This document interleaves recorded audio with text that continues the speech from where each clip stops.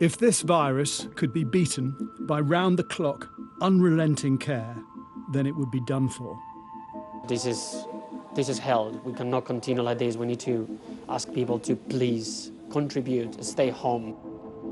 Exhausted medics and terrified patients gasping for life in sealed-off rooms have the same message for those of us lucky enough not to be here. I am one of the persons, sometimes I was saying, this is not true, but no, it's true, it can kill you. I do understand people want to get together, and see their relatives. This is the result. It's all ages. They're my age or even younger than me, and there's older people. Who've died of COVID?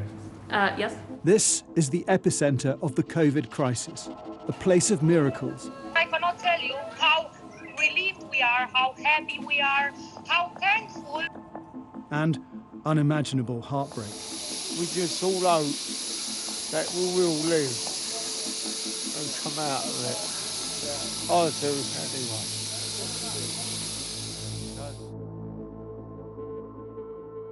I just think it's staggering this has become a normal way to practice medicine. It just makes everything so much more difficult. And for awake patients, very, very scary.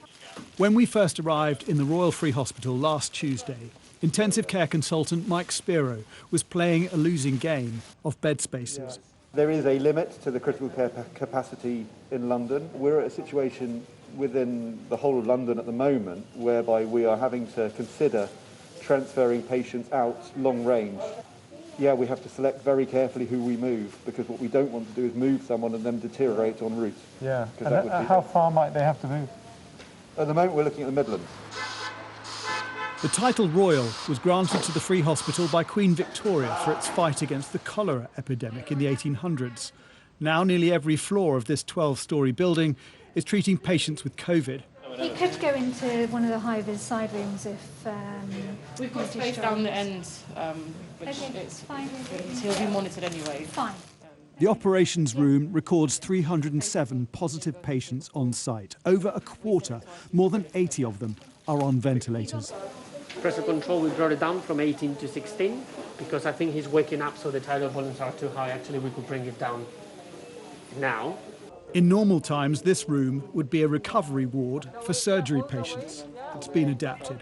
They've doubled the bed numbers, and each specialist ITU nurse, such as Nicholas, used to offering one-to-one care, now has at least 3 patients under their watch. I feel like I want to cry in many moments. I mean, I can't do my job properly.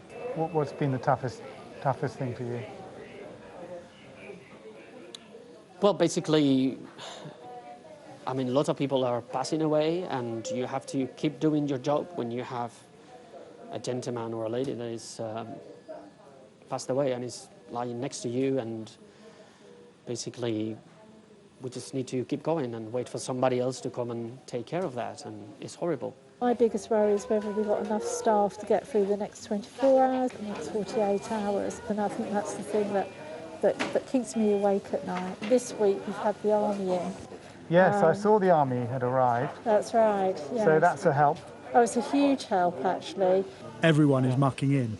If not army medics, it's medical students, even surgeons acting as nurses. Lucy Barker, a consultant from Moorfields Eye Hospital, now clearing airways.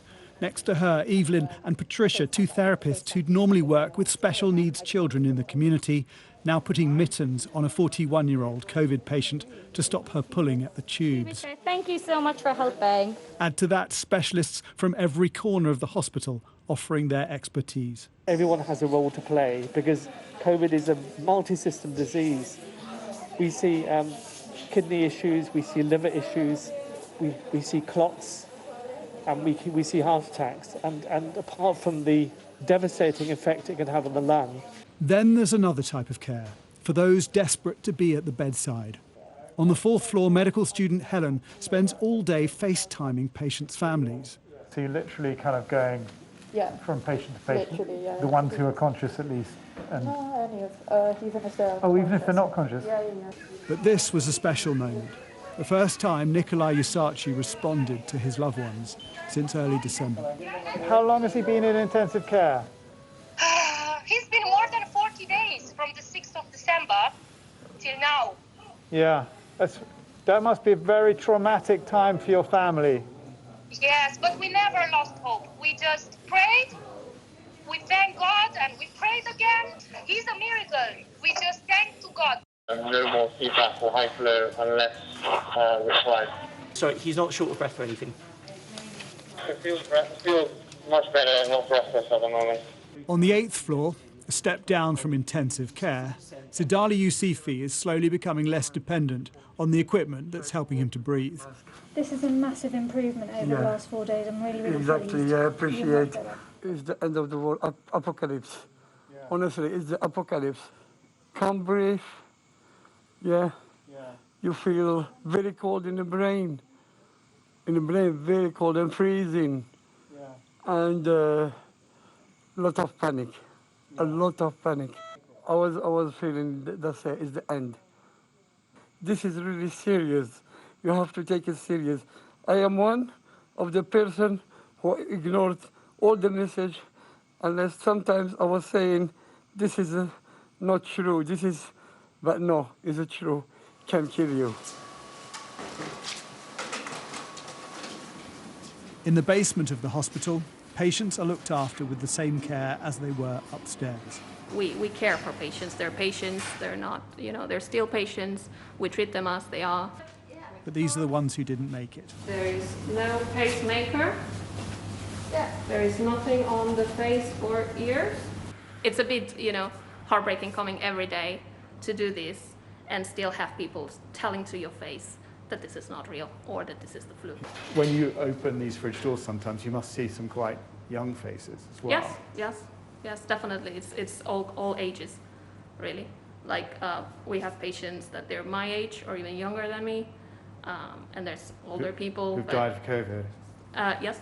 And that must shock you when you see that. Yeah. How do you feel? Sometimes it's the hardest. I think it's when you see someone that maybe reminds you of somebody else that you know, or a familiar name, or a familiar age. You think automatically about your family or your friends. A red asterisk marks the patients with COVID, and this is by nearly every name. Laura too has noticed a change in the people coming here. The first time were definitely older patients, but it seems more varied this time. It seems to be a much wider age group of patient that we're getting into our care. It's more sort of patients in their 50s and 60s that we're seeing this time, rather than patients in their 70s, 80s, 90s like we were the first time. At Barnet, the Royal Free Sister Hospital, COVID intake is double that of the first wave, and the average age coming in is 59, a decade younger than first time round. Here we meet 73-year-old Tony Brown, a key worker, lorry driver, who delivered bread and is now precariously ill. How are you feeling? Absolute terrible. If people would have taken a lot more care when this come out and hadn't ignored it, we wouldn't be in such a mess. Very bad nights, very worrying nights. Twice I went to ring the wife, tell her I weren't coming. What's your wife's name? Linda. I miss her. When was the last time you saw Linda? Over 2 weeks ago. Linda allowed us to broadcast this interview, which took place on Thursday. I really miss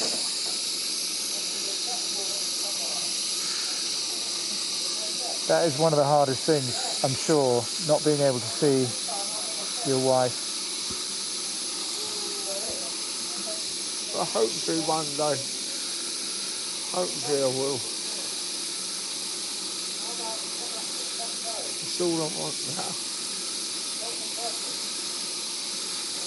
I don't want anything else in life. I'm sad to tell you, Tony didn't make it.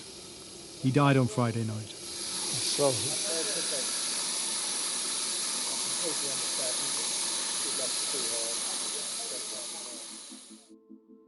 Behind glass and warning tape, medics in masks and gowns are the only company for those fighting quiet, terrifying battles against a virus that in the UK has taken nearly 100,000 lives.